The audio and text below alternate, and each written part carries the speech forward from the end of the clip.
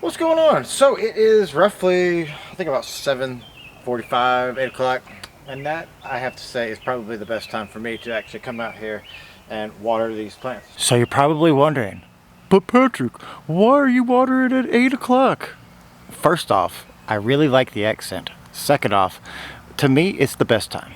I mean, you have all that heat and it's starting to cool down, and then they're really getting thirsty after that long heat. I mean, you know how it is after a long heat, you get thirsty.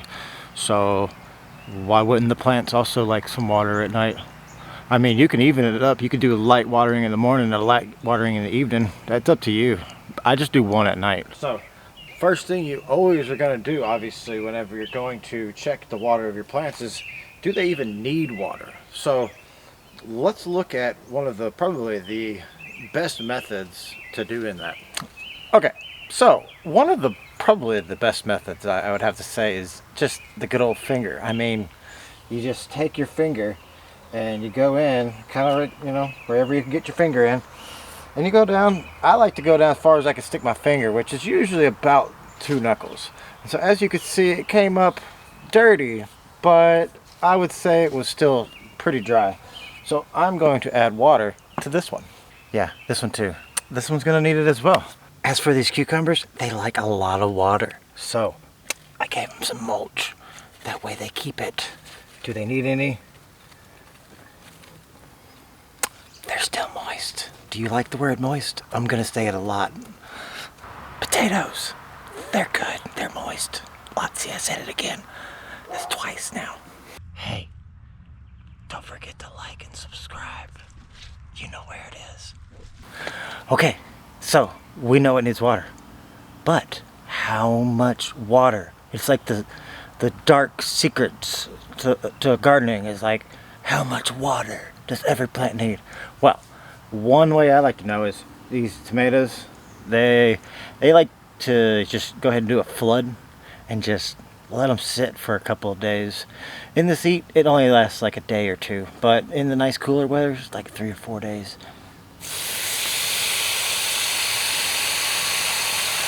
My dog's digging a hole.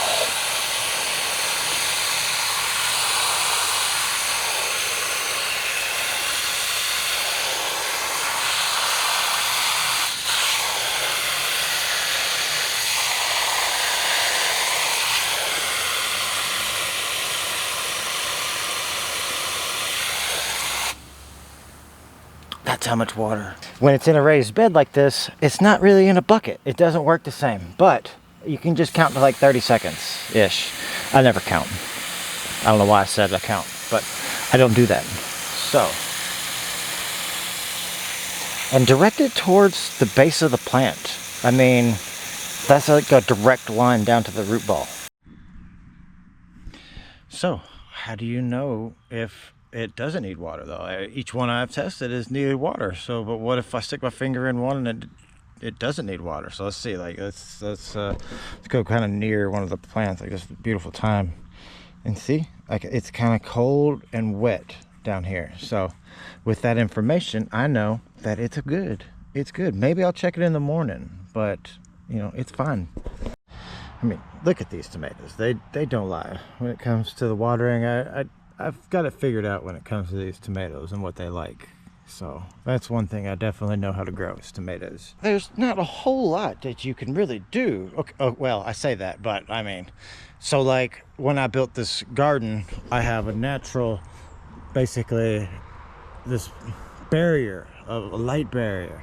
So the sun obviously comes from over there, which then it moves over here. So about right here, I start to get sun. So, and then as it gets over here and starts to come down, then I start getting less and less sun. So it minimizes my sun exposure to, you know, 6 to 8 hours roughly, which is, you know, ideal.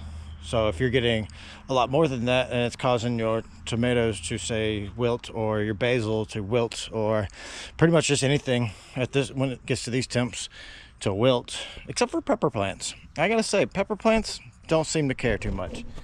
Though I will say, it looks like that one is very healthy. That one's a little light. It might need some nitrogen.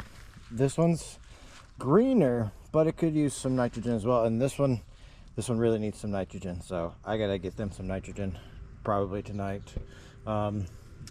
Nitrogen, possibly. Not too bad. Probably could use a touch of nitrogen also. Not too bad. So typically, you know, seeing things like that, light colored leaves, if they're not drooping in their light colored leaves, typically nitrogen is going to be your issue.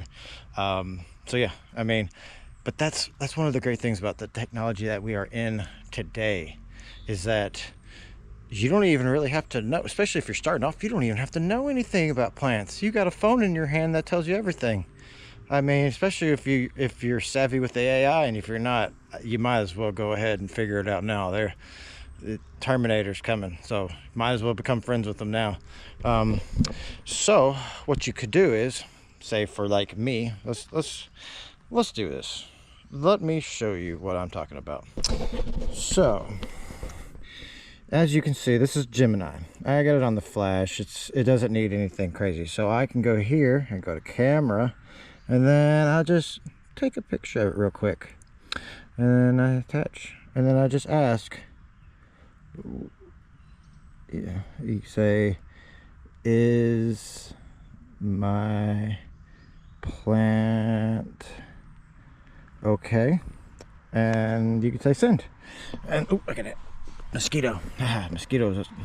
So it's gonna actually scan it, and so you don't really have to know anything. All right, see, as you see, overall color of the foliage is a bit on the pale yellowish green side. While it's not severe, sometimes this can point to a mild nitrogen deficiency. See, I mean, minor leaf damage, that could easily be by some bugs. We've had some bugs coming through here. So yeah, like I said, I mean, this right here will help you. Like, you can literally take a picture, maybe even that spot right there, you know, you take a picture of that, and you could say, hey, what would have caused that? The world is your oyster these days. Like, there's no excuse really for not trying. There's always an excuse for failure, because when it comes to gardening, it's a fine line that you dance, of it doing great and it not going very well.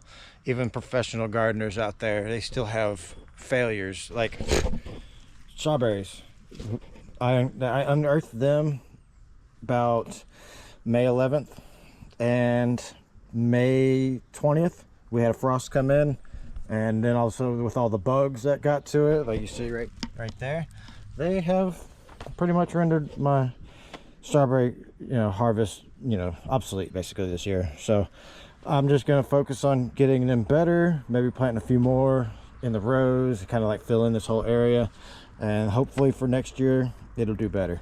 Just like with the blueberry bush, I mean, who would have thought that the squirrels would have came in and just mowed that whole thing down? I would have had blueberries already, but I'm not getting any now because it's been recovering from all of that this whole time. This one right here, I don't know, it should have, but it's just not. And one of the things though, like these right here, I have to cut that off. It won't grow any buds right there or any fruit right there anymore, but it provides more growth. But another weird thing about this is that at the end of the year, I'm supposed to just chop it off completely at the base. That's what it says. Crazy, huh? But look, if you've done everything right, you've helped your plants, you're doing everything you can. But what about pests? And I mean, honestly, that's everybody's worst nightmare. And I've told you about companion plants, and there are so many companion plants that work as pest repellents: mint, lavender, marigolds, just to name a couple of them. They work fantastic. I mean, if you have problems with mosquitoes, maybe put out some plants that dragonflies like, or even put out some citronella. Mosquitoes really hate that. But you could also say, like, what about the crawling critters? Because there's a lot of crawling critters out there. Let's say ants or aphids, and a lot of those things are born in the soil. So if you can take care of what's going on in the soil, a lot of times you can mitigate what's going on up in the plant itself. And one of the main things that people like to use is diatomaceous earth. So you just take some, sprinkle it on there. There's actually two ways you can do it. You could do it wet, you could do it dry. I prefer the dry. It eventually gets wet anyways, but I prefer the dry just initially, because the way it works is it's really small, like shells and just stuff like that, and it's so sharp that as the critters go across it, it actually cuts into them and kills them. And so that's kind of the way that it keeps them from getting to your plants. It's almost like just like a fence, a very sharp barbed fence. And I mean, if you want to be lame, you could always go with pesticides and stuff like that. But I mean, in my experience, the pollinators don't really like them, and they kind of seem to be dwindling. So I am kind of more on the line of not using them. So I kind of go for, if a plant has getting just overwhelmed, maybe I go with like some neem oil. Neem oil is a fantastic option unless it's bearing fruit. If it's bearing fruit, do not do it. You want to pretty much use that. If you notice it before that, apply it then and allow it to, like a few weeks before, allow it to take effect, so you don't want it to be there as it's trying to produce fruit, because you don't want that in your fruit or vegetables or any of that stuff. I don't know why I just said fruit, but vegetables more than likely. Yeah. So as the sun sets, the garden it's good for another hot day, and that's all we can do. You prepare the day before every day. Now if it's a crazy moment and it's going to be like 120 or something like that, and you have the ability to say move your plants inside somewhere, or maybe get some shade cloth and just kind of cover them with maybe even a white sheet.